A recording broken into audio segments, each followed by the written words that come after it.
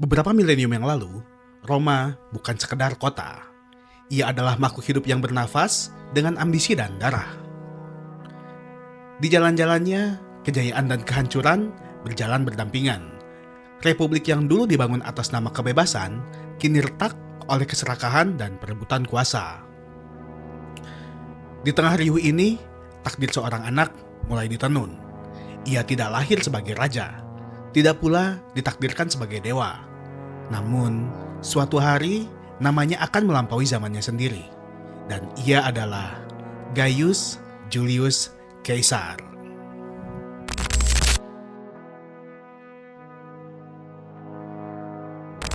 Halo teman-teman, kembali lagi di channel saya. Di video saya kali ini, saya akan membawakan suatu sosok yang merubah Republik Roma menjadi kekaisaran. Dan tentu saja ia adalah Julius Caesar. Ia lahir pada sekitar tahun 100 sebelum Masehi dan wafat pada sekitar tahun 44 sebelum Masehi. Dan juga ia merupakan seorang pemimpin militer dan politik Romawi yang memainkan peran penting dalam peristiwa yang mengarah pada jatuhnya Republik Romawi dan naiknya Kekaisaran Romawi. Tanpa berlama-lama, yuk mari kita mulai saja ke ceritanya.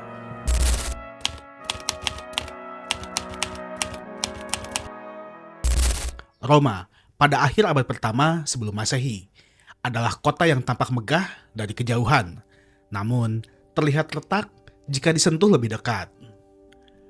Pilar-pilar marmer berdiri angkuh, tetapi di baliknya Republik tua itu dipenuhi intrik, pengkhianatan, dan darah yang belum kering dari perang saudara. Kekuasaan tidak lagi dibenangkan oleh hukum, melainkan oleh siapa yang paling cepat menghunus pedang atau paling licik memainkan kata-kata. Di tengah kota yang bergejolak itulah, pada tanggal 12 Juli di tahun 100 sebelum Masehi, seorang anak laki-laki lahir dari keluarga bangsawan tua yang namanya masih dihormati, tetapi kekuatannya telah lama memudar. Ia diberi nama Gaius Julius Caesar. Keluarga Julius mengklaim garis keturunan dari Aeneas yang merupakan seorang pahlawan dan Dewi Venus sendiri. Namun, klaim itu lebih sering disebut dalam pidato ketimbang dirasakan dalam kehidupan sehari-hari. Mereka bukan keluarga miskin, tetapi jauh dari lingkaran elit yang menguasai Republik Romawi. Kaisar tumbuh di lingkungan yang mengajarinya satu kenyataan pahit sejak dini. Nama besar tanpa kekuasaan hanyalah bayangan kosong. Sejak kecil, Kaisar menyaksikan Roma sebagai panggung konflik tanpa akhir. Ia melihat iring-iringan jenderal yang dielu-elukan rakyat saat kembali dari perang. Lalu, beberapa tahun kemudian dicerca dan dijatuhkan oleh senat yang sama. Ia juga mendengar cerita tentang pamannya melalui pernikahan Gaius Marius, seorang pahlawan rakyat yang akhirnya kalah dan dihapus dari sejarah resmi oleh musuh-musuhnya. Dari kisah-kisah itu, Kaisar belajar bahwa kejayaan di Roma selalu bersifat sementara. Ketika Kaisar masih remaja, Republik diguncang oleh naiknya seorang diktator bernama Lucius Cornelius Sulla. Dengan dalih menyelamatkan Roma, Sulla justru menjadikannya ladang pembantaian politik. Daftar musuh dipasang di ruang publik. Siapapun boleh membunuh mereka, dan harta mereka akan dirampas negara. Roma berubah menjadi kota ketakutan, di mana senyum bisa menyembunyikan niat membunuh. Kaisar yang saat itu baru memulai kehidupan dewasanya segera terseret ke dalam pusaran bahaya. Ia menikahi Cornelia, putri dari tokoh politik yang menjadi musuh Sulla. Sang diktator memerintahkan Kaisar untuk menceraikan istrinya. Perintah itu sederhana, tetapi konsekuensinya mengerikan. Bagi banyak orang, pilihan itu mudah, taat dan selamat. Namun, Kaisar menolak. Penolakan itu hampir merenggut nyawanya. Gelar-gelar kehormatannya dicabut, hartanya disita, dan ia dipaksa melarikan diri dari Roma. Ia berpindah dari satu tempat ke tempat yang lain. Tidur di rumah orang asing. Seringkali jatuh sakit karena kerasnya hidup sebagai buronan. Untuk pertama kalinya, Kaisar benar-benar merasakan betapa rapuhnya hidup tanpa perlindungan kekuasaan. Dalam pengasingan itu, terbentuklah inti kepribadiannya. Ia belajar menahan rasa takut, membaca karakter manusia, dan memahami bahwa keberanian tanpa perhitungan adalah jalan menuju kematian. Setiap langkahnya diambil dengan kesadaran penuh bahwa Roma bisa membunuhnya kapan saja. Akhirnya, setelah pengaruh Sula mereda, Kaisar diizinkan kembali ke Roma. Ia pulang bukan sebagai pemenang, melainkan sebagai penyintas. Namun, di balik wajah mudanya yang tenang, ada tekad yang telah mengeras. Roma telah mencoba menghancurkannya, dan Kaisar bersumpah suatu hari nanti ia akan membentuk Roma sesuai kehendaknya sendiri.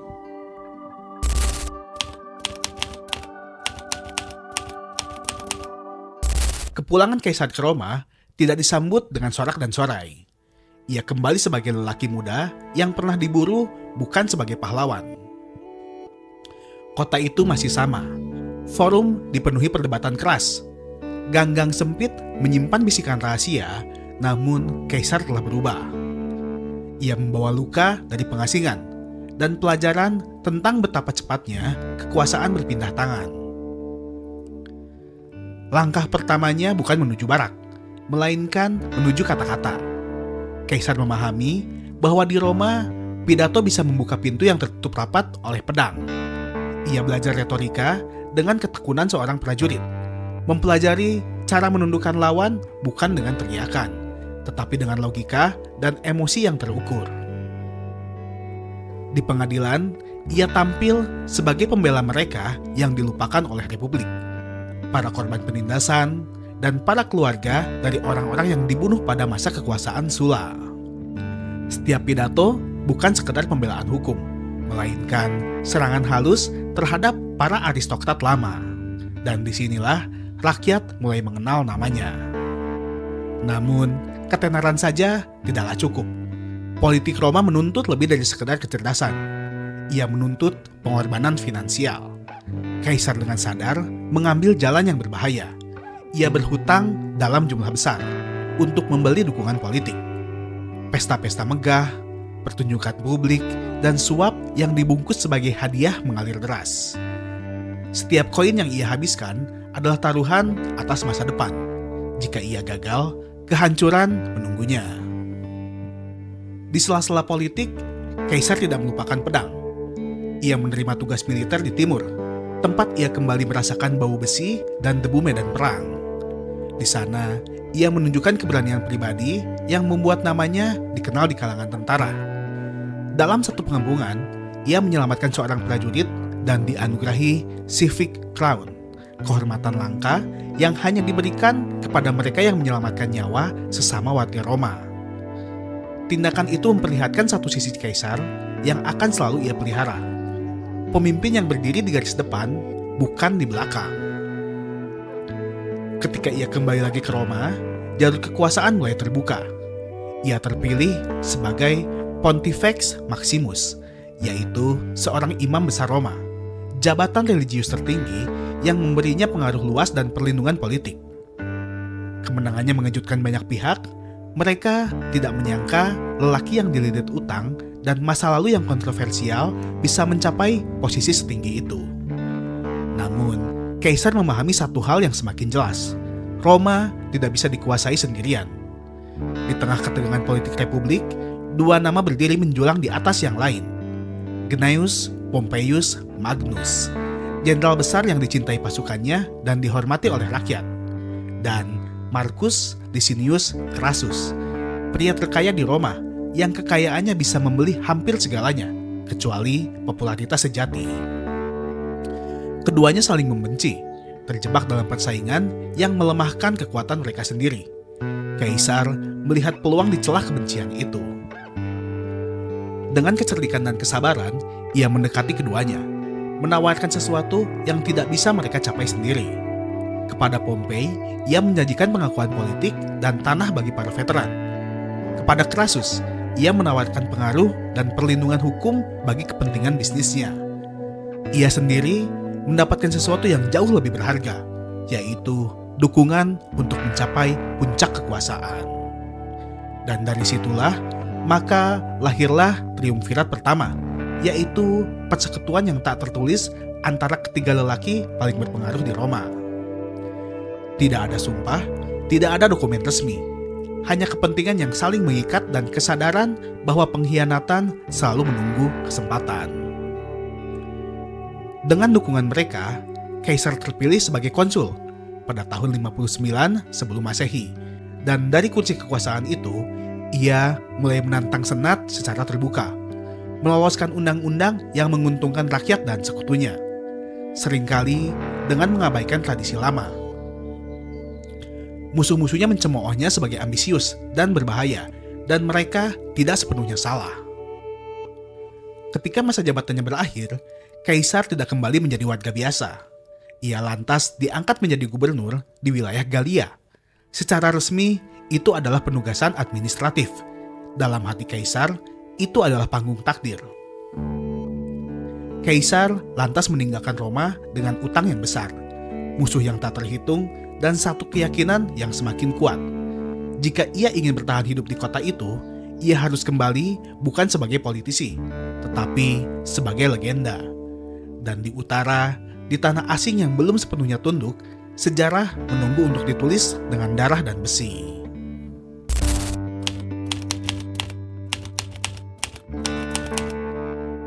Daerah utara terbentang seperti luka yang belum sembuh. Hutan lebat, sungai-sungai dingin, dan dataran berkabut menyambut Kaisar saat ia melangkah ke wilayah Galia. Bagi Roma, tanah itu adalah pinggiran peradaban liar, berbahaya, dan terus memberontak. Bagi Kaisar, Galia adalah kesempatan terakhir untuk menukar hutang dan ketakutan dengan kejayaan. Ia tiba bukan hanya sebagai gubernur, tetapi sebagai pemimpin yang membawa takdirnya sendiri. Legiun-legiun Roma berbaris di bawah panji elang. Wajah para prajurit keras oleh perjalanan panjang dan perang yang tak terhitung. Kaisar mempelajari mereka satu persatu. Siapa yang berani, siapa yang ragu, siapa yang akan berdiri bersamanya hingga akhir. Ia tahu bahwa kemenangan di Galia tidak akan ditentukan oleh senat di Roma, melainkan oleh kesetiaan orang-orang ini. Perang pertama datang dengan cepat. Suku-suku Galia bergerak tanpa aturan Roma, cepat, liar, dan penuh amarah. Mereka menyerang dari hutan, menghilang ke kabut, lalu muncul kembali di tempat yang tak terduga. Banyak jenderal sebelum Kaisar gagal karena mencoba memaksakan taktik lama pada medan yang baru. Kaisar tidak mengulang kesalahan itu. Ia bergerak cepat, membangun benteng dalam semalam, memotong jalur logistik musuh, dan menyerang ketika mereka lengah. Ia menulis laporan kemenangan untuk dikirim ke Roma, bukan sekedar sebagai catatan perang, tetapi sebagai alat propaganda yang halus. Di setiap kalimatnya, ia membentuk citra dirinya sebagai pelindung republik dan penakluk barbar. Namun, kemenangan tidak datang tanpa harga. Musim dingin di Galia adalah musuh yang sama mematikannya dengan pedang. Salju-salju menutup jalan, suplai menipis, dan pemberontakan meletus ketika legiun terpisah. Dalam satu malam yang panjang, sebuah kem Romawi hampir hancur. Kaisar sendiri turun ke barisan depan. Suaranya terdengar di tengah kekacauan, mengembalikan ketertiban dengan keberanian yang menular. Sedikit demi sedikit, pasukan mulai percaya bahwa selama Kaisar bersama mereka, kekalahan bukanlah akhir. Tahun-tahun telah berlalu. Galia berdarah, tetapi juga berubah. Beberapa suku menyerah dan menjadi sekutu. Yang lain bangkit di bawah seorang pemimpin karismatik yang bernama Vercingetorix. Ia menyatukan suku-suku yang sebelumnya saling bermusuhan dan mengobarkan perlawanan terbesar yang pernah dihadapi Kaisar. Perlawanan itu mencapai puncaknya di Alesia. Vercingetorix memilih benteng alam di puncak bukit, yakin bahwa pasukan Roma akan kelelahan sebelum berhasil mengepungnya. Kaisar menanggapi tantangan itu dengan keputusan yang membuat bahkan para perwira-perwiranya terdiam. Ia membangun benteng melingkar untuk mengepung kota, lalu membangun benteng kedua untuk menghadapi bala bantuan Galia yang datang dari luar. Roma kini berada di antara dua musuh. Hari demi hari, pertempuran kecil terjadi. Panah menghujani parit, teriakan perang menggema di malam hari. Di dalam Alesia, kelaparan mulai membunuh lebih cepat daripada pedang. Di luar, pasukan bantuan Gallia menyerang tanpa henti. Pada hari penentuan, Kaisar mengenakan jubah merah, tanda bahwa ia siap mati bersama pasukannya. Ia memimpin serangan balik di titik terlemah, mematahkan kepungan musuh dan memaksa pasukan bantuan mundur. Saat fajar menyingsing, medan perang dipenuhi tubuh dan keheningan. Vercingetorix akhirnya menyerah.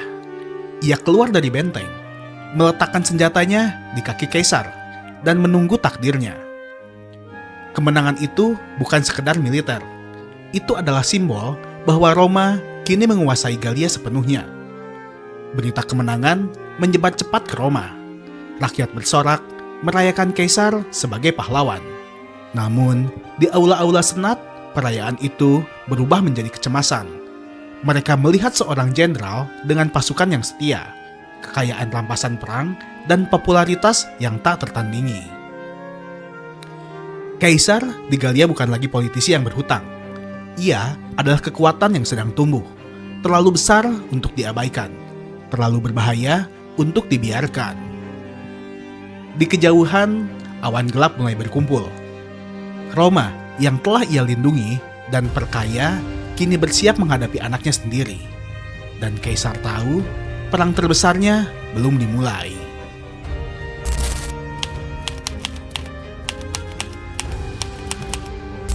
Roma mulai berbisik sebelum ia berteriak. Surat-surat dari Senat tiba di Gallia bukan sebagai ucapan selamat, melainkan sebagai peringatan. Kemenangan Kaisar di utara telah mengubah keseimbangan republik, dan keseimbangan adalah satu hal yang paling ditakuti oleh mereka yang hidup dari kekuasaan lama. Para senator menuntut agar Kaisar melepaskan komando militernya dan kembali ke Roma sebagai warga biasa. Di balik kata-kata resmi itu, tersembunyi ancaman yang jelas. Tanpa legiun, Kaisar akan diadili, dihancurkan, dan dilenyapkan dari panggung politik. Pompei yang dulu berdiri di sisinya, kini memihak Senat. Republik telah memilih juaranya, dan itu bukanlah Kaisar. Di perkemahan musim dingin, Kaisar membaca perintah itu dalam keheningan. Ia tahu Roma terlalu baik untuk percaya pada belas kasihan musuhnya. Jika ia kembali tanpa pasukan, nasibnya akan sama seperti banyak tokoh sebelum dirinya. Diadili, diasingkan, atau dibunuh atas nama hukum. Pilihan pun semakin menyempit. Ketika musim dingin mereda, Kaisar memerintahkan legion-legionnya bergerak ke selatan. Perjalanan itu bukan pawai kemenangan, melainkan iring-iringan menuju takdir. Di depan mereka mengalir sebuah sungai kecil, tenang, nyaris tak berarti, yaitu Rubicon. Namun, hukum Roma menjadikannya garis suci. Seorang jenderal yang menyeberanginya dengan pasukan bersenjata dinyatakan sebagai musuh negara. Malam turun perlahan, obor menyala, Kaisar berhenti di tepi sungai itu. Untuk sesaat, ia ragu, bukan karena takut mati, melainkan karena ia memahami sepenuhnya apa yang akan ia hancurkan. Republik yang telah ia layani, hukum yang ia gunakan untuk naik, semuanya akan terbakar oleh satu keputusan. Lalu, ia melangkah maju. Alea iacta est, ucapnya pelan. Dadu telah dilempar. Perang saudara meledak, bukan dengan gemuruh, melainkan dengan keterkejutan. Kota-kota di Italia membuka gerbang mereka tanpa perlawanan. Nama Kaisar terlalu besar untuk dilawan, dan banyak yang lebih memilih menyerah daripada menyaksikan Roma kembali berdarah. Pompei dan para senator melarikan diri ke Yunani, mengumpulkan pasukan besar dan yakin bahwa jumlah akan menentukan hasil. Kaisar bergerak cepat, menguasai Roma tanpa pertempuran. Ia tidak bertindak sebagai penakluk. Ia memaafkan musuh-musuhnya, mengampuni lawan-lawan lama, dan menampilkan diri sebagai pelindung ketertiban. Namun, perang sejati belum dimulai. Di Pharsalus, di dataran Yunani yang terbuka, dua kekuatan bertemu. Pasukan Pompei lebih besar, lebih lengkap, dan didukung oleh sebagian besar elit Roma. Banyak yang yakin Kaisar akan kalah. Bahkan beberapa perwiranya sendiri ragu. Namun, Kaisar tidak. Ia memanfaatkan pengalaman, disiplin, dan kepercayaan pasukannya. Ketika pertempuran memuncak, ia mengerahkan pasukan cadangan secara tepat, mematahkan kavaleri Pompei, dan mengubah kekacauan menjadi kemenangan. Saat debu mereda, pasukan Pompei tercerai-berai. Pompei melarikan diri, meninggalkan ambisinya di medan perang. Kaisar berdiri di antara para prajuritnya yang kelelahan, menyadari bahwa ia telah mengalahkan Republik Lama. Namun kemenangan itu terasa sunyi. Ia tahu perang saudara tidak pernah benar-benar berakhir dengan satu pertempuran. Pompei lantas mencari perlindungan di Mesir, berharap menemukan sekutu. Namun, dunia telah berubah. Ia dibunuh oleh orang-orang yang ingin menyenangkan Kaisar. Ketika kepala Pompei diserahkan kepadanya, Kaisar menatapnya lama, bukan dengan kegembiraan, melainkan dengan kesedihan. Ia melihat di sana bayangan dirinya sendiri dan kehancuran Roma. Di Mesir, Kaisar terjerat dalam intrik istana dan bertemu dengan Cleopatra. Di tengah konflik dinasti dan perang kecil di Alexandria, Kaisar menyadari bahwa kekuasaannya kini melampaui Roma. Ia telah menjadi pemain utama dalam politik dunia Mediterania. Namun, waktu tidak berhenti menunggu. Di Roma, luka perang saudara masih terbuka. Musuh-musuh lama belum sepenuhnya lenyap, dan republik yang ia hancurkan menuntut pengganti. Kaisar bersiap kembali ke Roma, membawa kemenangan, luka, dan tanggung jawab yang tak terelakkan. Perang telah dimenangkan, namun harga dari sebuah kekuasaan akan mulai ditagih.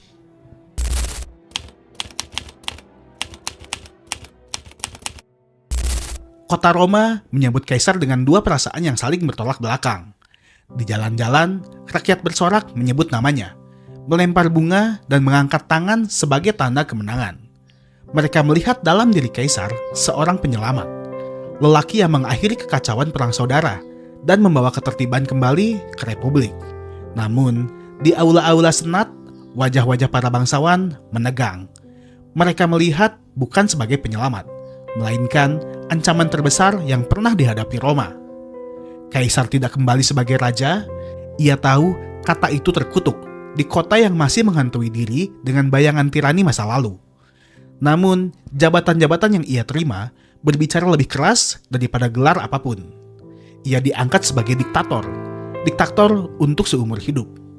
Kekuasaan terkumpul di tangannya, legiun, hukum, dan kehendak rakyat. Ia menggunakan kekuasaan itu dengan cepat, seolah sadar bahwa waktu tidak berada di pihaknya. Kalender Roma diperbaiki, menciptakan tatanan waktu baru yang lebih teratur. Tanah dibagikan kepada para veteran, utang diringankan, dan pemerintahan provinsi ditata ulang agar tidak lagi menjadi ladang penjarahan. Kaisar tidak hanya memerintah, ia membentuk ulang republik sesuai dengan visinya. Namun, setiap reformasi membawa bayangan. Patung-patung Kaisar mulai berdiri di ruang publik. Mahkota emas pernah hampir diletakkan di kepalanya dalam sebuah upacara, dan meski ia menolaknya, momen itu tertanam dalam ingatan Senat. Bisikan tentang monarki beredar di lorong-lorong marmer. Ketakutan tumbuh, dipupuk oleh mereka yang kehilangan pengaruh. Di antara para senator itu, seseorang berdiri yang bernama Marcus Junius Brutus, seorang lelaki yang mencintai gagasan republik lebih dari siapapun, dan yang pernah dipercaya Kaisar seperti anak sendiri. Bersama Gaius Cassius Longinus, Brutus bergulat dengan dilema yang menggerogoti jiwanya. Apakah membunuh seorang tiran adalah kejahatan, atau justru kewajiban? Konspirasi tumbuh dalam diam. Pisau-pisau disembunyikan di balik tangan. Janji dan sumpah dibisikkan di ruang gelap. Mereka menyebut diri mereka sebagai pembebas, yakin bahwa satu kematian akan menghidupkan kembali republik.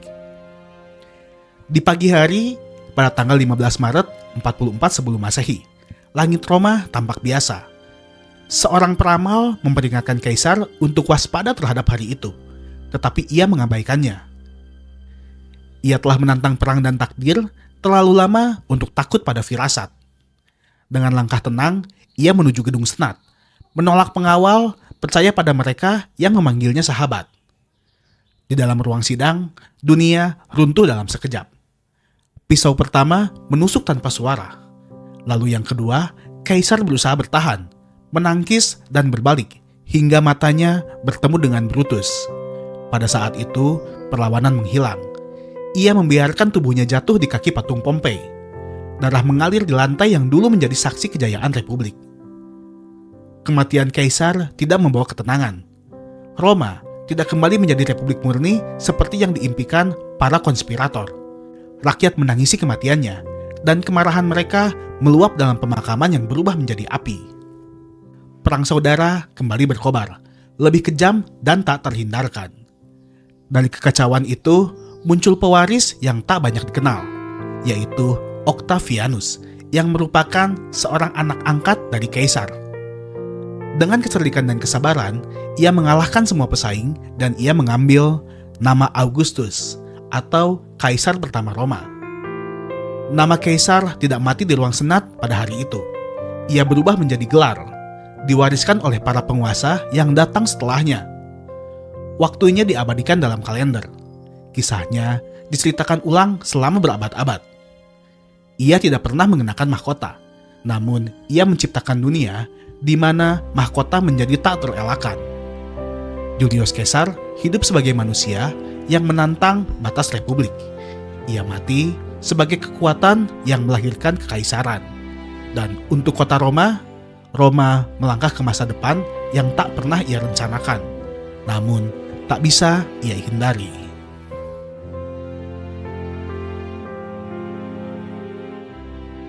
Itulah teman-teman, sebuah kisah tentang seorang legenda yang berhasil merubah kerepublikan Romawi menjadi kekaisaran Romawi, yaitu Julius Caesar.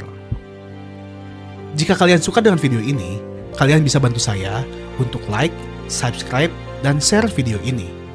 Jangan lupa untuk tinggalkan komentar juga, agar saya lebih semangat untuk membuat video selanjutnya. Saya ucapkan banyak terima kasih bagi kalian semua yang telah menonton video ini sampai akhir.